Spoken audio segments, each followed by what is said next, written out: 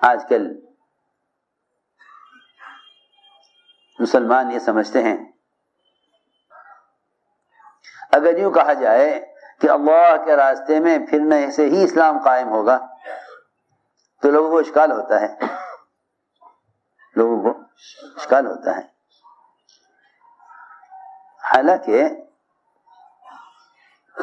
کسی بھی سنت کے بارے میں یہ کہنا کہ صرف یہی ایک طریقہ ہے، کسی بھی سنت کے بارے میں یہ کہنا کہ صرف یہی ایک طریقہ ہے، یہ اس سنت کے احیاء کے لیے لازم اور ضروری ہے تاکہ اس سنت کے مقابلے میں کوئی رواجی چیز نہ آوے۔ میری بات توجہ سننا، بہت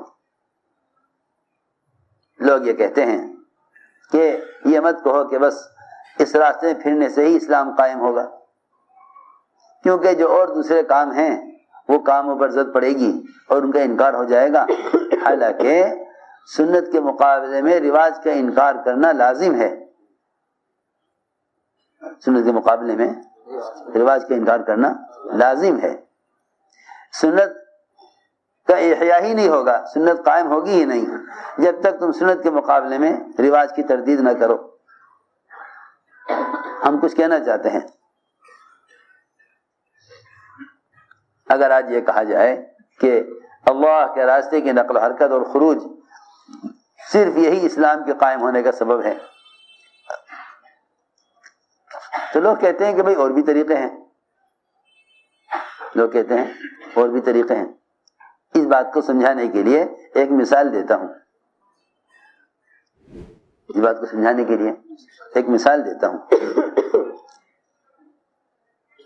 مثال کے طور پر کوئی یہ کہے کہ بھئی وہ تو دین سیکھنا اصل ہے، وہ کسی بھی راستے سے آ جائے، تو مثال دیا کرتا ہوں کہ دانت صاف رکھنا مقصود ہے، اگر کوئی آدمی یوں کہے کہ اس زمانے میں دانت صاف کرنے کے لیے برش کا استعمال کر لو، اس سے دانت صاف ہو جائیں گے، برش سے دانت صاف کر لو، تو برش سے دانت صاف ہو جائیں گے یا نہیں؟ کہ ہو جائیں گے، لیکن کیا یہ برش مسواک کا بدل بن سکتا ہے؟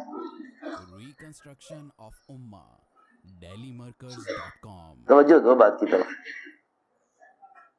کیا یہ برش کرنا مسواک کا بدل ہو سکتا ہے؟ 70 فائدے جو مسواک کے ساتھ ہیں،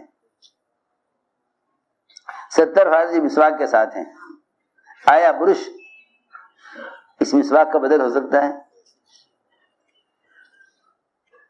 کیونکہ کوئی کہنے لگے کہ بھئی اس زمانے میں مسواک ہوتی تھی، اس زمانے میں مسواک کا بدل برش ہے،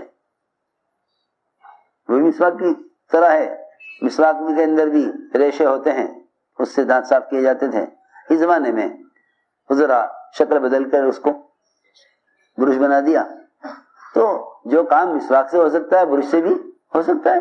بتاؤ کیا خیال ہے؟ ممکن ہے یا نہیں؟ ممکن ہی نہیں ہے، قیامت تک ممکن نہیں ہے۔ آپ قیامت تک بھی کوئی ایسی چیز نہیں لا سکتے جو مسواک کا بدل ہو، کیوں کہ مسواک ہی سنت ہے، مسواک ہی سنت ہے۔ اگرچہ دانت صاف ہو جائیں گے برش سے بھی، مگر مسواک کا فائدہ، اللہ اکبر، کہ وہ وضو جس سے مسواک استعمال کی جائے تو مسواک کی وجہ سے فرشتہ تلاوت کرنے والے کی تلاوت کو بڑھاتا رہتا ہے اور اس کے منہ سے منہ لگا لیتا ہے، فرشتہ تلاوت کرنے والے کے منہ سے منہ لگا لیتا ہے اور کہتا رہتا ہے ایک آیت اور پڑھ لے، ایک آیت اور پڑھ لے، ایک آیت اور پڑھ لے۔ معلوم ہوتا ہے کہ جو وضو سنت کے مطابق کیا گیا ہے اس وضو سے تلاوت میں زیادہ مدد ملے گی، اور اگر مسواک کے بغیر تلاوت کر رہا ہے، وضو کیا ہے مگر مسواک نہیں کی، تو پھر جتنی تلاوت کر لے گا اتنی کر لے گا، فرشتہ اس کو مزید تلاوت کرنے پر آمادہ نہیں کرے گا۔ موت پر کلمے کا یاد آنا مسواک کے ساتھ ہے۔ اگر آپ یہ کہیں کہ برش سے بھی تو دانت صاف ہو سکتے ہیں، تو پھر مسواک کے 70 فائدے حاصل نہیں ہوں گے. تو اس سے ذرا غور کر لو اور فیصلہ کر لو آج کہ اگر وضو کے ایک جز مسواک، وضو کا ایک جز مسواک، اس کا کوئی متبادل نہیں ہو سکتا، تو جو نبی کی بعثت کا مقصد دعوت اللہ، کیا کوئی اور طریقہ اس کے متبادل ہو سکتا ہے؟ سوچو.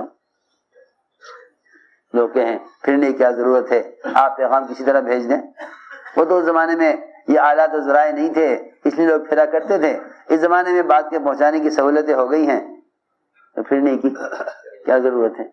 تو خود ہی فیصلہ کرو کہ جب مسواک کا بدل نہیں ہو سکتا دانت صاف کرنے کے لیے، تو پھر نبی کی بعثت کا مقصد دعوت اللہ، اس کا کوئی طریقہ یا اس کے لیے کوئی آلہ یا کوئی ذریعہ اس کا متبادل ہو سکتا ہے؟ سیدھی بات ہے. جی ہاں، میں یہ کہنا چاہتا ہوں کہ لوگوں نے بات کے پھیلانے پہنچانے کے ذرائع کو نقل و حرکت کا بدل سمجھ لیا ہے، خروج کا بدل سمجھ لیا ہے. میں اس لیے کہنا چاہتا ہوں کہ جتنی مددیں صحابہ کی ہوئیں ظاہر کے خلاف، ان مددوں سے مسلمان اس زمانے میں محروم ہو کر باطل کے سامنے جھکا ہوا ہے. خدا کی قسم اس کی صرف وجہ یہ ہے کہ مسلمان نے دعوت کی سنت کو چھوڑ دیا. وہ سمجھتے ہیں تبلیغ میں نکلنا تو دین سیکھنے کے لیے ہے، اور دین سیکھنے کے لیے کتاب لے کے سیکھ لو، کسی عالم کے پاس صحبت میں رہ کے سیکھ لو، مسیح کے امام صاحب سے سیکھ لو. دین سیکھنے کے بہت ذرائع ہیں، کیا ضروری ہے کہ آدمی تبلیغ میں نکل کے دین سیکھے؟ ہائے ہائے. حالانکہ اللہ کے راستے میں پھرنا اور لوگوں کو خود جا کر دعوت دینا، یہ ایک ایسی سنت ہے جس کا قیامت تک کوئی بدل نہیں ہے. یہی وجہ تھی کہ اللہ رب العزت نے صحابہ کرام کی جو مدد کی ہے، وہ سب سے پہلے مدد رعب کے ذریعے کی ہے.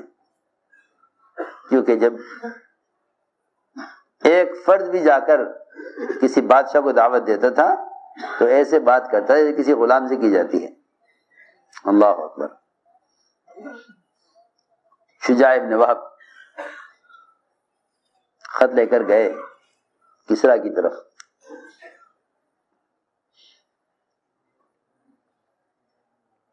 کسریٰ کو دعوت دینے کے لیے. سب سے بڑی بادشاہت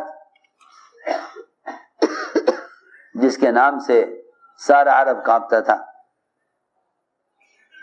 نام سے سارا عرب کانپتا تھا، آپ نے بھیجا. دحیہ کلبی اور شجاع بن وہب، ایک روایت میں ہے، یہ گئے کسریٰ کی طرف دعوت دینے کے لیے. دعوت دینا تو مسلمان کا کام ہے، آپ کا خط بھیجنا بطور ثبوت کے تھا.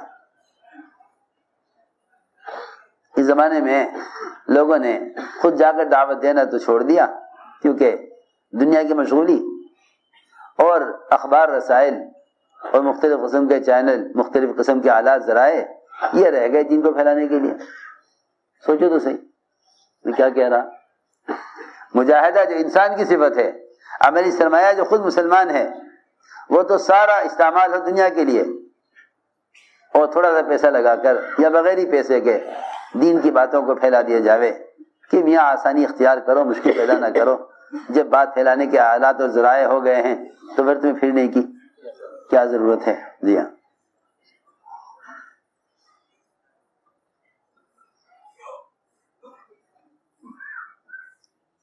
چنانچہ یہ دونوں صحابی کسریٰ کو دعوت دینے کے لیے گئے.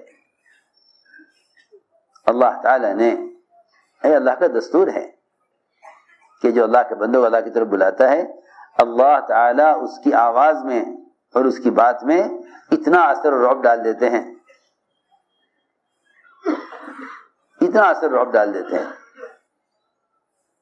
میری بات یاد رکھو، واقعی اگر دین کی دعوت صحابہ کے طریقے کے مطابق دی جائے تو فرشتے بولے انسانوں کی زبانوں پر، فرشتے بولے مسلمانوں کی زبانوں پر، اللہ تعالی ان کی آواز میں اتنی قوت اور ان کی بات میں اتنا اثر ڈال دیں کہ باطل ان کی بات سن کر مرعوب ہو جائے۔ یہ گئے کسریٰ کو دعوت دینے کے لیے۔ حالانکہ زمانے میں ڈاک کا نظام تھا، آپ ڈاک کے ذریعے دعوت دیتے، لیکن